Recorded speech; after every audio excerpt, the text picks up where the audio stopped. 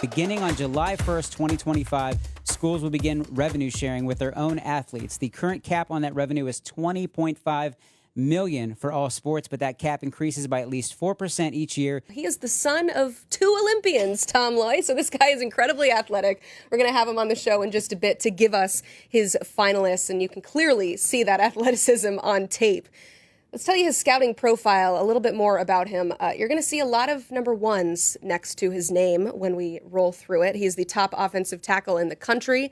He is the top player in the state, and he is top 3 nationally. I think I said the word top at least 12 times. And so very excited about this one. 6'2", 190 pounds, 3,400 passing yards, 57 TDs, 3 picks, 70%. And I talked to some of these coaches that are involved, and they think that this is a kid that's going to be a steady riser.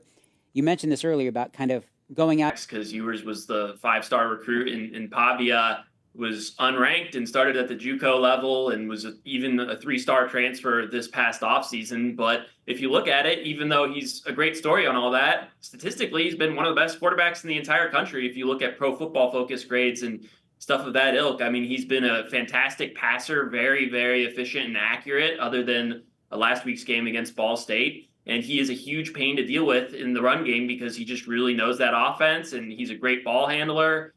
He is a tough runner, and he'll put his shoulder through guys and try to finish through contact. So, I mean, he's been one of the most important players for any individual team in the country. The SEC, Big Ten, ACC, wherever Chauncey Kenya goes, he's going to make an impact. Chauncey's looking at a lot of schools, and he's got a lot of great opportunities. Oregon, Georgia, and LSU are doing all they can to pull him out of the Sunshine State. But in the end, I think he's going to pick one of the big 3, whether that's Florida, Miami, or Florida State. Whenever you get into the situation where availability is your best ability and you're constantly just hurt, banged up, not being able to get in rhythm as a quarterback. Again, this is the real thing. Doak is being remodeled. It will be, I think, finished. So Doak Campbell Stadium will look different for this game. Alabama opens -7.5. When you live in a world like we do now, where everyone has a voice because everyone has a cell phone, therefore everyone has a social media account, therefore everyone thinks that they have something profound to say, and you have someone that suddenly becomes successful seemingly out of nowhere, and people want to react to it, one of the first reactions is, that seems kind of sudden.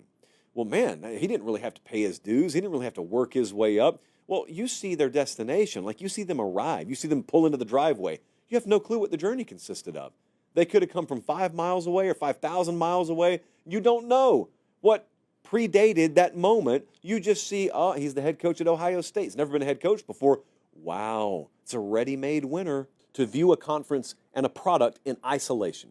So when I watch the Big 12, I'm totally happy watching it in isolation and just enjoying it for what it is.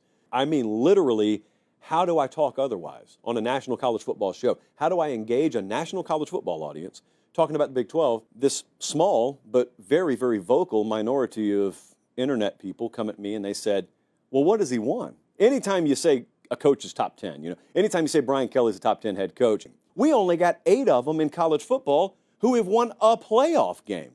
We got 3 of them who have won national championships. I think with those guys, their role is going to be come in and provide depth and, just be some pieces to help things out. I think with Nicholas Semenya, it's going to be really interesting to see, do we see Duke using him as a playmaking 4-man, or are they going to try and use him as a big wing? Graduated high school in the same year.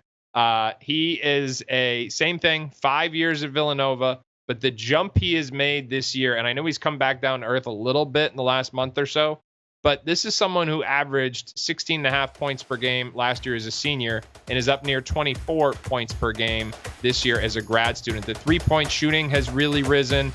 Basically, all parts of his game